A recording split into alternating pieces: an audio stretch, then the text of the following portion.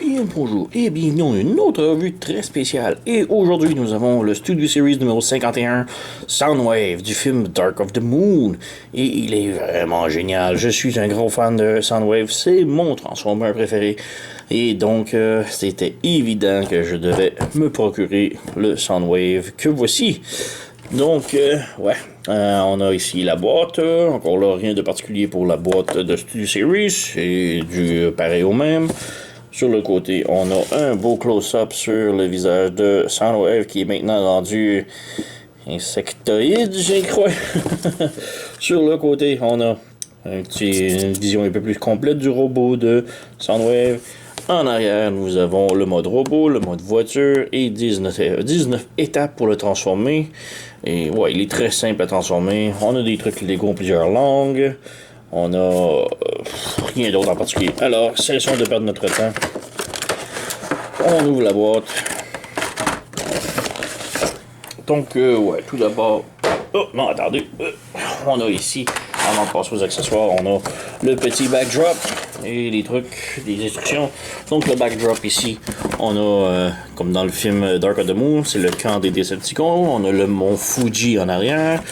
Je crois que c'est une main de Dévastateur ici, et possiblement une de ses couilles, je sais pas. Mais bref, on a un backdrop. Je suis pas un gros fan des backdrops, mais bon. On a ici des trucs Lego en plusieurs langues que tout le monde se bat les couilles. On a les instructions. Maintenant, la transformation est relativement très simple. Je n'ai pas eu recours aux instructions, mais pareil, si vous voulez voir les instructions rapidos. Donc, rien de très complexe. Oups. De l'autre côté, on a les étapes. Et on a aussi d'autres releases. Oups. Ici, montrées. D'autres releases ici montrées. Numéro 49, c'est Bumblebee et 52. Ce sont les sœurs motocyclettes. Maintenant, le reste de la vague ne m'intéressait pas. C'était surtout Soundwave que je voulais avec les deux voyageurs Mixmaster et Megatron. Le reste, je m'en fous un petit peu. Bumblebee, j'en ai marre. J'en ai trop dans ma collection. Et les sœurs, sont juste affreuses. Et c'est quoi l'autre? C'était le Hot Rod Deuxième Guerre mondiale qui est un repaint de Bumblebee et qui... Donc, on a ici Soundwave avec Laserbeak juste ici. Bon, Laserbeak est juste un morceau de rubber très souple, vraiment pas super intéressant, avec des beaux petits yeux peinturés, non, ils sont même pas beaux. C'est vraiment... On a les jambes qui sont articulées comme ça et c'est tout. Vraiment pas particulièrement spécial, Laserbeak. Par contre, on a une petite clip ici aux jambes, aux pieds. Si on prend Wave, que l'on sort de sa prison de bébule, on jette ça de côté. On va prendre Laserbeak avec sa petite C-clip ici. Et on peut lui attacher au bras de Soundwave. Voilà. Maintenant, ça, c'est quand même superbe. Ça, c'est cool. Une belle idée. Mais reste que c'est Laserbeak et il est pas très superbe, disons. Ensuite, on a Soundwave, évidemment, la figurine elle-même. Et qu'est-ce qui bloque ici, là? Ah, ok. Voilà. Bon, on avait le plastron ici qui était comme déplacé, mais reste que Soundwave était superbe belle figurine, du métallique partout, ou presque. On a ici les speakers qui devraient être bleus selon moi, mais ils sont gris ici et chrome métallique ici. La tête est toute en rubber mou, souple, que j'aime pas vraiment, mais on a quand même visage ici. On dirait presque un... Comment c'était, les prédateurs, je crois, ou les berserkers, les drones animaliers des Decepticons. Mais ouais, la tête est sur un bord joint, donc elle peut pivoter, tourner, peut monter, regarder vers le haut si on... Mais vraiment vers le haut, l'arrière, la tête peut pivoter avant-arrière. Et là, voilà. Et sinon, backpack quand même propre. C'est un morceau de char, mais c'est quand même pas si mal. Les mains aussi sont en rubber un petit peu plus serré, un petit peu plus dur, mais ça reste du rubber. Les mollets sont tous en rubber également. Et Hasbro utilise trop le rubber, je trouve. Hein. C'est pas super. Mais bon. Sinon, pas grand chose d'autre à dire. Comme j'ai dit, la tête est articulée, ball joint. On a le bras qui a un swivel comme ça et un swivel comme ça. On a une autre penture ici en haut du coude et le coude peut plier 90 degrés. On n'a rien au poignet, sauf si on ouvre la fenêtre ici, on peut bouger le poignet vers l'intérieur, mais c'est plus pour la transformation. On n'a rien à la taille. Les jambes peuvent s'écarter à ce point-là, disons, parce que les pics-là, ils restent bloquent sur le torse, mais par contre, si on bouge ici, on peut avoir un peu plus d'articulation. La jambe peut aller de l'avant, très de l'avant, et l'arrière, tant que le backpack reste éloigné, on peut bouger. On a un petit swivel ici en haut de la cuisse, mais c'est pas tellement, c'est peut-être 90 degrés. Le genou peut plier 90 degrés, et rien aux pieds, sauf peut-être les orteils que l'on peut comme glisser un peu comme ça et lever comme ça, c'est très limité. Mais il y a un peg qui le tient, alors ouais. On a le torse ici qui peut bouger, mais c'est plus pour la transformation. Donc, ouais, vraiment quand même très bien, Soundwave.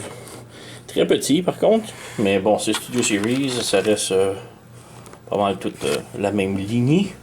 Comparaison maintenant, ici, on a le Deluxe Soundwave du Dark of the Moon, qui est très différent. Bon, on a son fusil ici, qui est un MacTech, que ouais, c'est un gros radar qui se transforme en canon.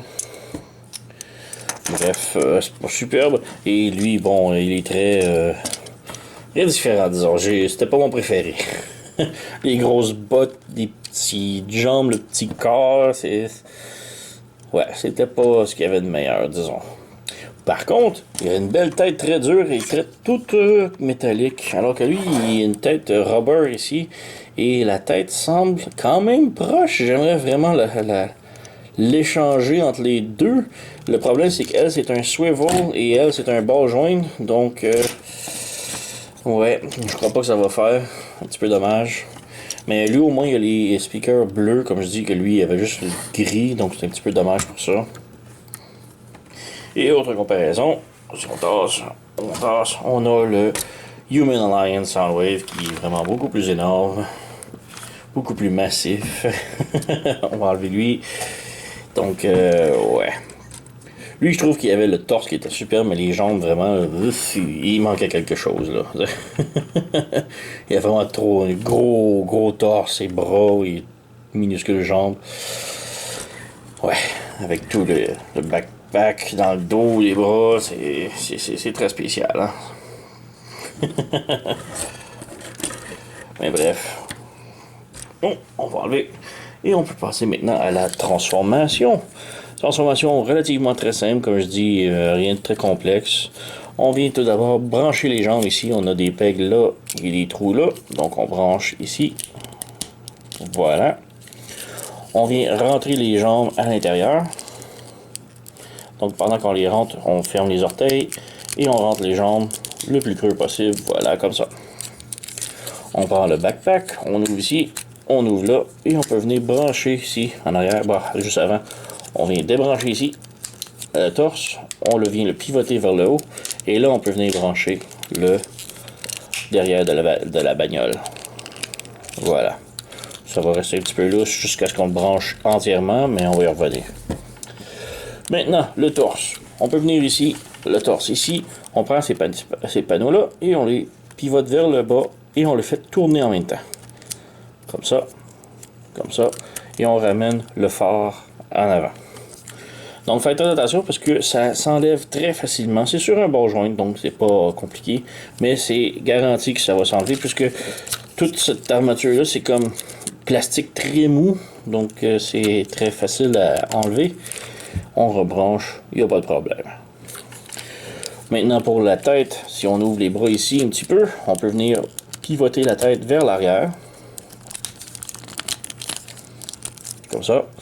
Et on insère la tête et on fait pivoter le reste du capot. Voilà. On fait juste le centrer le plus juste possible. Voilà. Comme ça. Ensuite, pour les bras, on vient mettre les panneaux ici alignés avec les panneaux des jantes en avant. On vient ouvrir la fenêtre et on vient brancher ici. Et on prend la main et on la rentre à l'intérieur du bras. On fait la même chose de l'autre côté. Donc, la roue, on aligne le panneau ici et on le met vis-à-vis. On prend la main, on le retourne ici. On lève la vitre et on branche ici. On ferme ici la main à l'intérieur. Et voilà. Maintenant, on vient brancher les portes à l'intérieur. Voilà. Une de fait. On ramène l'autre. On s'assure que tous les panneaux soient bien ajustés. Voilà. Et tout ce qu'il reste à faire est de lever le hood ici et de le ramener vers le haut. Et de s'assurer que ça branche ici sous les jantes. Et voilà, on a Soundwave en Mercedes complètement assemblé. Et elle est vraiment superbe. Donc on a SLS en arrière. Tu vois ça, AMG, j'ai de la misère à lire.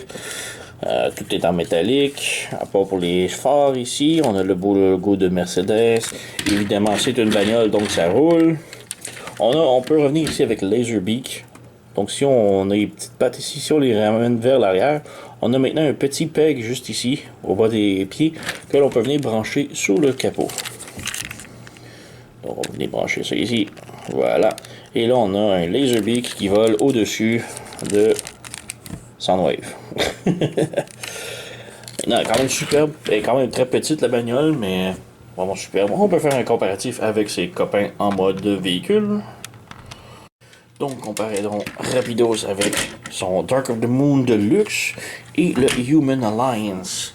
Donc, on va enlever le Laserbeak ici parce que ça n'a pas très rapport.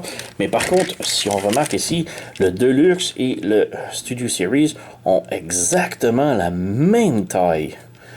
Vraiment, là, très impressionnant. C'est la même bagnole, la même taille. Bon, outre la couleur et les panneaux, les lignes des panneaux qui sont différents. Le seul truc que je vois vraiment différent, c'est les miroirs. Ils sont plus gros ici que là. Mais sinon, tout le reste, pratiquement identique. La taille et tout. Les roues sont différents. La peinture, évidemment, très différente. Mais tout le reste, là, les détails, là, on a les petites lignes ici qu'on a représentées là aussi. Le bouchon de carburant. Ici, bon, j'ai remarqué, en arrière, si on regarde très près, c'est marqué SLS. Et ici, c'est AMG. Et on regarde ici, SLS, mais là, c'est en tempo en collant. Et ici, c'est marqué AMG, encore là, en autocollant. C'est vraiment étrange. Mais bref, comme je dis, c'est exactement le même bolide, la même taille, mais les robots sont tellement différents. Donc, j'aimerais vraiment prendre sa tête à lui pour lui mettre à lui, là. Le problème, c'est que, comme je dis, ça, c'est un bas joint, ça, c'est un swivel, donc ça fonctionnera pas direct en partant. Mais par contre, ouais. Et autre comparaison, on a ici le Human Alliance. Et là, on a une autre... c'est une autre classe complètement, là. Donc, je m'ennuie un petit peu des vitres bleutées, là. Ça faisait quand même beau sur la bagnole. Sinon, ouais, comme je dis, c'est une classe à voir. Superior! Donc, on a les 3 Soundwave du Dark of the Moon ici. Et, ouais, c'est vraiment le meilleur rendu de Soundwave du film ici, le Studio Series. Le Deluxe, il est très... Le Human Alliance, je l'aime beaucoup. Il est très gros, très balèze, à part pour les petites jambes maigrichonnes. Mais il reste qu'il est quand même superbe. Et la transformation, j'ai oublié à quel point elle était complexe. Celle-ci, elle est très simple. Et on peut voir que ça donne un excellent résultat. Mais le robot est vraiment très accurate au film. Donc, vraiment superbe. C'était le seul qui m'intéressait de cette vague. Donc, Ouais, c'est vraiment le meilleur, vraiment, là, de la vague présentement, là, Studio Series. Alors, oui, je vous le recommande. Allez vous le procurer. Donc, j'ai rien d'autre à dire. Alors, laissez-moi un message, abonnez-vous à ma chaîne et on se revoit à la prochaine.